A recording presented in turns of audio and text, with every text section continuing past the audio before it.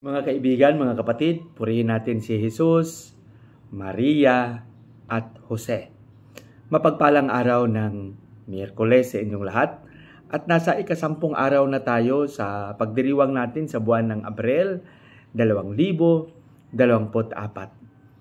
Patuloy lang tayo sa ating mga pagninilay at patuloy din tayo na magsikap na gumawa ng kabutihan. Ito lang yung pinakamisyon natin sa buhay, na maipakita natin at maipadama sa lahat na tayo ay tunay na Kristiyano, na tayo ay tagasunod ni Kristo, na tayo ay instrumento ng kabutihan ng Panginoon.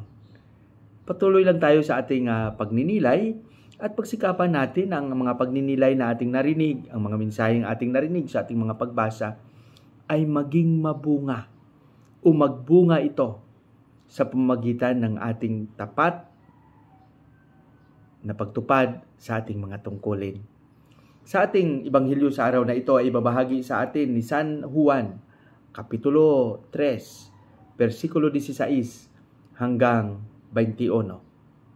Dito sinabi ng Ebanghelista na dahil sobrang mahal ng Diyos ang sanlibutan at pinadala niya ang kanyang nag-iisang anak upang maging kaisa ng mga tao at maipadama ang pagmamahal na ito. Napakalalim at napakatindi ng pagmamahal ng Ama. Nasa likod ng ating mga pagkukulang, hindi niya tayo iniwan. Hindi siya bumitaw sa kanyang pangako na maging kasama natin siya, na mamahalin tayo hanggang sa kamatayan sa krus. Alam nyo, bilang tao, madali lang sabihin ang magmahal. Ngunit, kung tayo ay masasaktan, lumalabas at nangingibabaw ang ating pagkatao. Madali lang sabihin na mahal kita, ngunit napakahirap patunayan ang pagmamahal na ito. Dahil ang pagmamahal, kung ito ay tapat at totoo, kailangan may panindigan ito. May prinsipyo. Ito ay puno ng pag-unawa. Ito ay puno ng pagmamahal. Ito ay puno ng awa. Ito ay puno ng pagpapatawad na walang halong jealousy, na walang halong pagbibilang sa mga ipinapakita, ginagawa, at gagawin pa. Kaya dito natin napapansin at nadarama na tunay nga ang pagmamahal ng Ama dahil ito ay kanyang pinanindigan. Simulat sa Paul, hindi ito nagbabago. Kaya malaking hamon ito sa ating lahat, lalong-lalo na sa konteksto ng mga mag-asawa.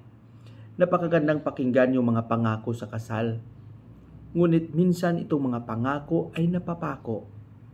Dahil posible nadala sa kanyang makataong kakayahan, at minsan yung pagiging tao ng bawat isa ay naging justification, naging dahilan na lang upang sabihin na nahulog sa bitag ng kasalanan. Kahit anuman mangyari, kung ang pagmamahal na ito ay tapat, mapanindigan ito ng buong katapatan din. Gaya ng pag-ibig ng Diyos.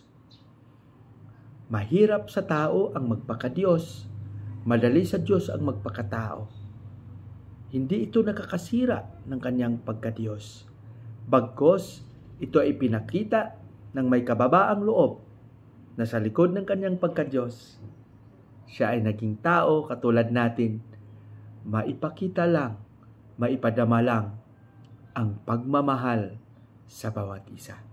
Sana tayo magsikap din na sa likod ng ating kahinaan, anuman ang ating estado, anuman ang ating narating, magsikap tayo na mapadama natin ng bawat isa ay mahalaga, ng bawat isa ay tulad din natin, mahal ng Diyos.